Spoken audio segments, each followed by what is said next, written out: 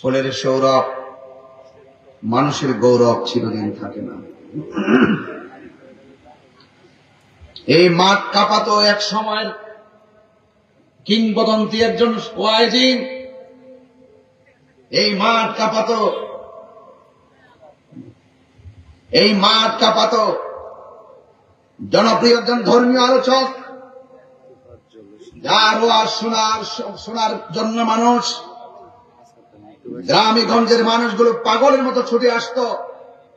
Van গাড়ি, রিক্সা, রাস্তা ঘাটে যার আলোচনা শোনার জন্য, যার ওয়াজ বাজত টেপের মধ্যে, মাইকের মধ্যে, সেই মানুষটা আমাদের থেকে চলে গেছিল আজকে 5 বছর।